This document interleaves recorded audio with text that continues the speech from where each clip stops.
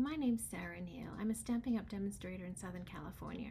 I wanted to share with you a technique that I use for mounting cling stamps. If you have any questions, please reach out to me at Sarah, S-A-R-A-H, at projectstamp.com. Thanks so much. Hi there, I have a brand new stamp set that I need to get mounted and ready for an event that I'm doing with my team. This is an early release stamp set that I had the opportunity to get, and I'm going to be using it this weekend. So I thought the best thing for me to do was to get all of the stamps ready to use. And then I thought, oh, I should probably share this with you guys just in case you ever have any questions. So these are what we call cling stamps. And let's see, I'm just looking on here. There you go, cling stamp set here. And they used to be called red rubber stamps. So what I'm going to do here is, because I'm going to mount all of these stamps, I'm going to just peel off all the backs here of the stamps and also the surrounding area. I see some people throw away the surrounding area. I keep it. And the reason I keep it is because it's an easy way for me then to see if I'm missing any of my stamps, because they all have their own little spots to go into. So as I said, I'm just peeling off the backs here.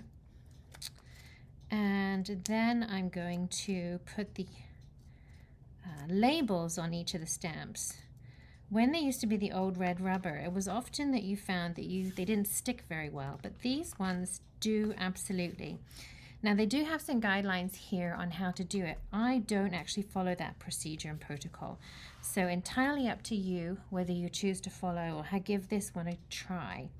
So what I typically do is I peel off the label.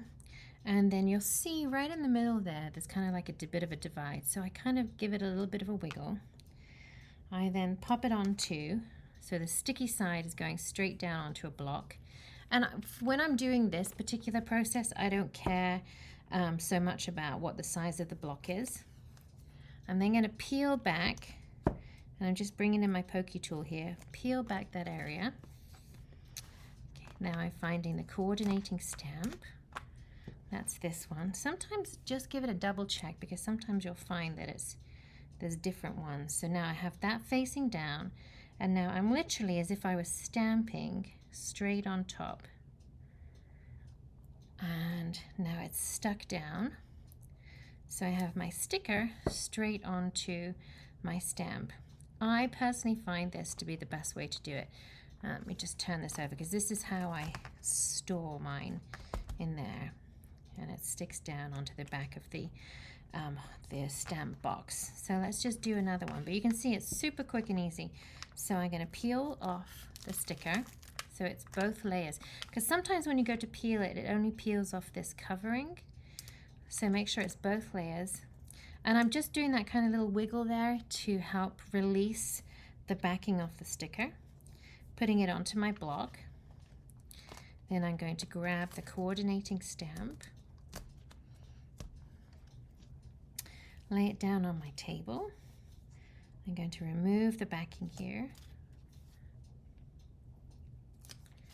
And then I'm literally just going over the top, lining it up, and pushing down as if I'm stamping. And there you have it, all lined up. I just really like this method. I find it super quick and easy. And the only time I'd be really mindful of this is when you have a sentiment, for example, this one, where it's quite long, you just want to make sure that when you're sticking it down, you have the sentiment in the right orientation. So I've got my sentiment here. Just give that a wiggle. So I've got my congratulations. Let's take the backing off. Whoops, now I'm just going to double check. Okay, I've got my C there, congratulations. So I've got it the right way around. And let's just line it up on top and stamp it down. There you go. And it's all ready to use. And I can put that back in the box. And it's all good to go. So I'm going to carry on and get all of those mounted so that they're all ready for my team event this weekend. Thanks for joining me.